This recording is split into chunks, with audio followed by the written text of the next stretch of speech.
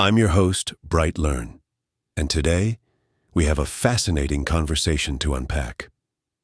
This is a conversation that challenges our understanding of history, religion, and geopolitics.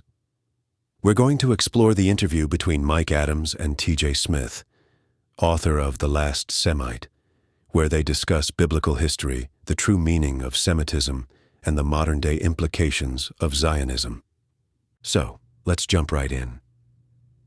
The interview begins with Adams setting the stage by discussing the current state of Israel and the concept of Zionism.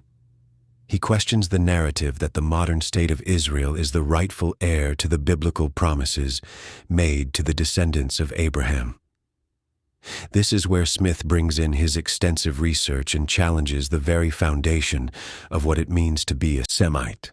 Smith explains that the term Semite originates from Noah's son, Shem. He argues that the people who call themselves Semites today, particularly those in leadership positions in Israel, are actually Ashkenazi Jews who are descendants of Japheth, not Shem. This is a bold claim, and he supports it with historical and genetic evidence, suggesting that the true Semites have long been extinct. Now, this is where things get really interesting. Smith delves into the concept of the covenant between God and Abraham. He explains that the covenant was unilateral, meaning God made it with himself to ensure it couldn't be broken by man. This is a crucial point because it challenges the Zionist claim that the covenant is an unbreakable promise to them. Adams then asks about the Palestinians, and Smith responds with a surprising statement. A study from an Israeli geneticist suggests that Palestinians have more ancient DNA than Jews, implying that they might have a stronger claim to the land.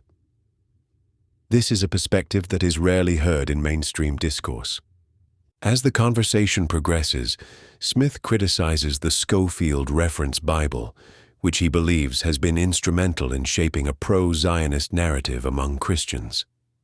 He claims that the Rothschilds funded Cyrus Schofield to include interpretations that align with their political agenda, thereby influencing generations of Christians to support Zionism unquestioningly. This is a powerful point because it suggests that religious texts have been manipulated to serve political purposes. Smith argues that this has led to a passive and ignorant Christian population that prioritizes supporting Israel over questioning the actions of its government. Adams then brings up the concept of the Greater Israel, a term that refers to the idea of Israel expanding its borders to include parts of neighboring countries. Smith points out the absurdity of this idea, especially considering the historical and current displacement of Palestinians. He questions the logic of continually expanding territory and the moral implications of doing so. This leads to a discussion about the law of return, which allows Jews to claim Israeli citizenship. Smith argues that most Ashkenazi Jews are of European descent and do not qualify under this law, further questioning the legitimacy of Israel's claims. The conversation takes a turn towards the modern-day implications of Zionism, particularly in America. Adams expresses concern about the Noahide laws, which he believes could threaten freedom of speech and religious freedom. He criticizes the lack of action from Christian leaders and the passive acceptance of Israel's actions, even when they contradict Christian values.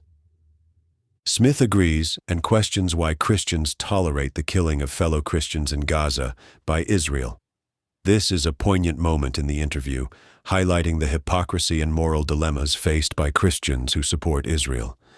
Smith also addresses the concept of the rapture, arguing that it has been misused as an excuse for inaction. He believes that Christians are called to be a light in the world, not to sit back and wait for a heavenly rescue.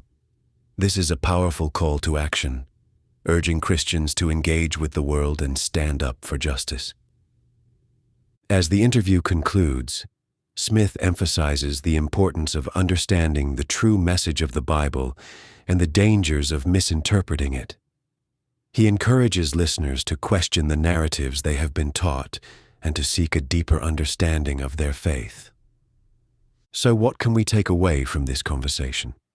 First, it's clear that the topic of Zionism and Semitism is complex and multifaceted.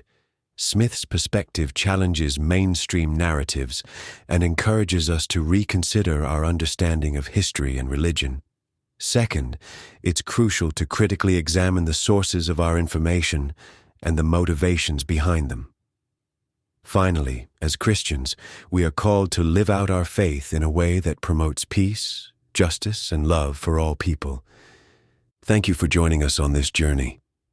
I hope this conversation has sparked your curiosity and encouraged you to think more deeply about these important issues.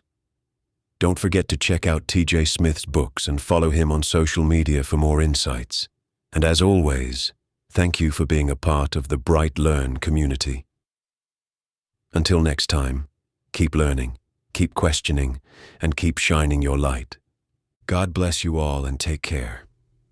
This has been a BrightLearn.ai summary of an interview between T.J. Smith and Mike Adams on January 9th, 2025. The full interview is available at brighteon.com, where you can also find podcasts and special reports by Mike Adams and other creators. Visit naturalnews.com for full editorial coverage of this interview and breaking news on critical stories that will keep you informed and aware of what's really going on.